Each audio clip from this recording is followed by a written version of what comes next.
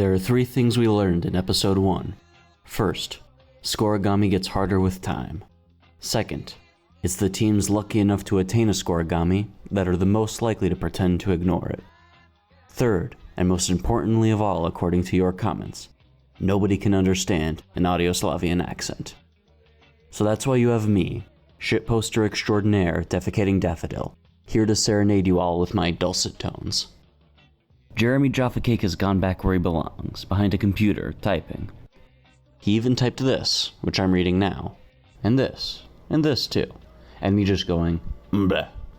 He even spelled out the word, bleh. Critenia is a stupid country. Someone debrandy is dumb. Alright, that's enough of that. Here's the state of affairs. The scorigami chart at World Cup 21. First of all, we've gone the way of R.L. States' John Boyce and blacked out the squares that are impossible to get. The single square in the 0 column is full. The 1 column is full, as are the 2, 3, 4, and 5 columns. From there, we taper back down in a pleasing V formation until the 8s column, highlighted here, which contains only 2 scorigamis, 8-0 and 8-7. Let's fill that column up as best we can.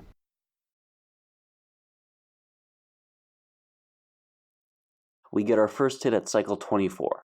There goes the 8-1 slot, as Clovis clobbers Zanzik by that score in qualifying. Hold up though, there's some consternation as to whether or not this is amoral scorigami. According to hosts Druidia, Clovis may have been under the influence of takil, a noted attack-enhancing drug.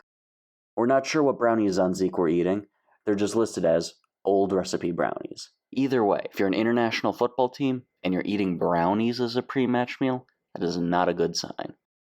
We're not about to suggest Clovis had an unnatural advantage in this game, but their next encounter was a 3-0 loss to a team called Fart Islands. Make up your own minds. Either way, scorigami is not a measure of talent. World Cup 27 is our first 2 scorigami tournament in 21 cycles.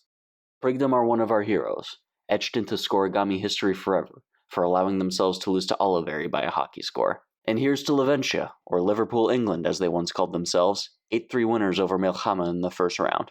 A scorigami for both teams, although only one seems excited about it.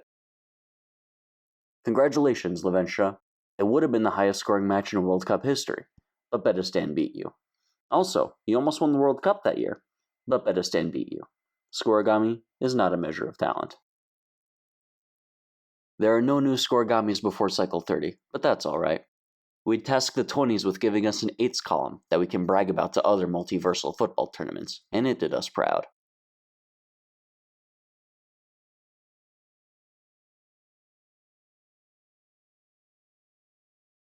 The 20s gave us 4 scorigamis.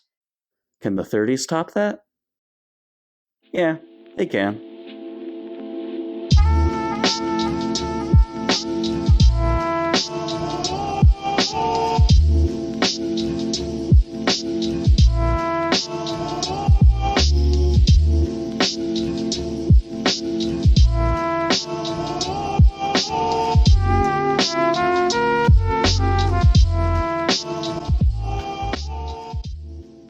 A Critenian once dubbed the first match day of qualifiers for World Cup 40, the day it rained goals. The name would, in fact, have been more appropriate 23 cycles previously, for match day 8 of World Cup 13.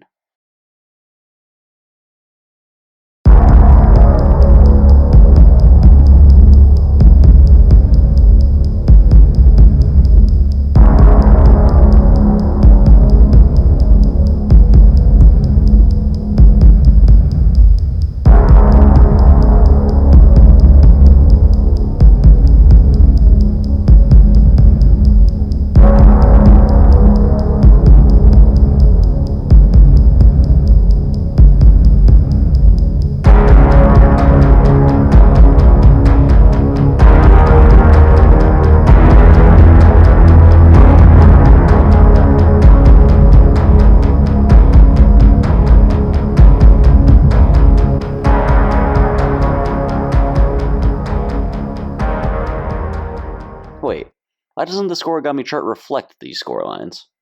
Here's Registania with the answer. The Idiot Project contains every score ever published in a World Cup scores thread. But these scores aren't entered manually. A quick select all, copy, paste into a word processor, and a couple of find replace algorithms later, all scores appear in the database. So for a while, the Scorigami chart looked like this. Eventually, our team of researchers, Sober Jeremy, Drunk Jeremy, and Very Drunk Jeremy, figured out what happened. It's an April Fool's Day joke that tricked an algorithm 15 years later. That's how you know it's a good joke. Before we get to the actual day it rained goals, we really need to catch up on our Scorigamis from cycle 30 to 39. I mean, just look at the time. It's 10 past Assegai developments. Let's move to World Cup 32 and, oh wow, Cretenia are looking to get in on the action. They're 8-1 up at home to Commerce Heights. One more goal. Just one more goal and they can make it 9-1, and that'd be a first Scorigami for the Crites. Let's watch this one live.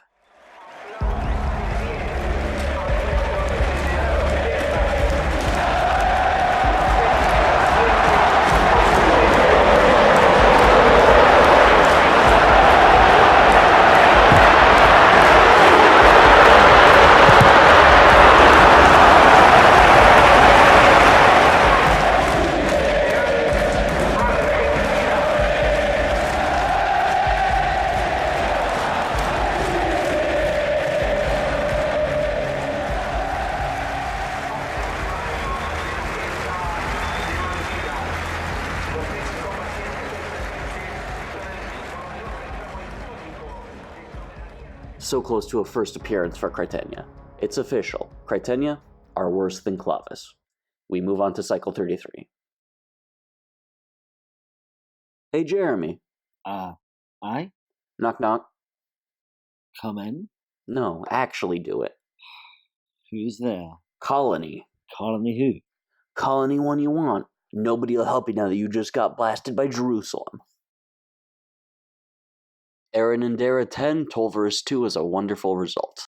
I'd rate it as the second best Scorigami of that particular day. Valinora, still known as Elf Security Forces back then, has the final say. 11-0 is the biggest margin of victory we've seen up to this point. All 4 teams got their Scorigami on the same match day. Do you like double Scorigami match days? Here's another one. We return to World Cup 40, and the day it rained goals. Basilonia's 9-1 win is the Scorigami that Cretenia so desperately wanted, and comes at the expense of Koze and the Turkomans, who are either a terrible football team or a 70s funk band. Or, in a just world, both. The algorithm insists Yafalonia and Bazor's 22-1 win over Lethoslavania is a Scorigami. At least it used to, before a long evening rooting out the problems caused by teams named Snubnose 38, Stalag 5, and Yafor 2, not to mention the havoc caused by Dance 2 Revolution. Yafalonia and Bazor 2, 2. Lethoslavania 1. This is how I choose to spend my time.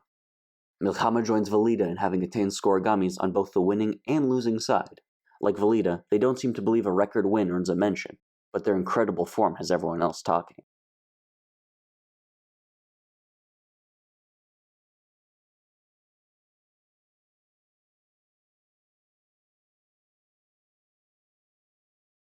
The day it rained goals, a fitting way to end part 2 of our series on World Cup Scorigami.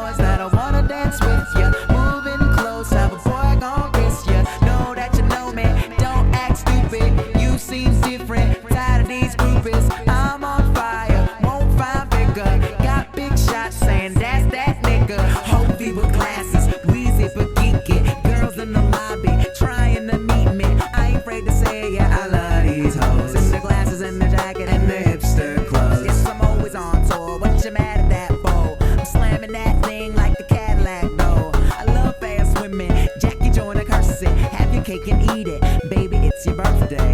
Baby girl, you know what I want. Let me do it to you, do it to you.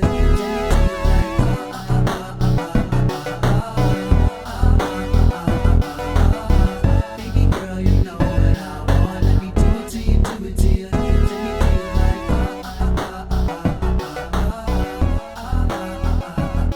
It ain't tricking if you know, baby, you know. Mama, you are with the right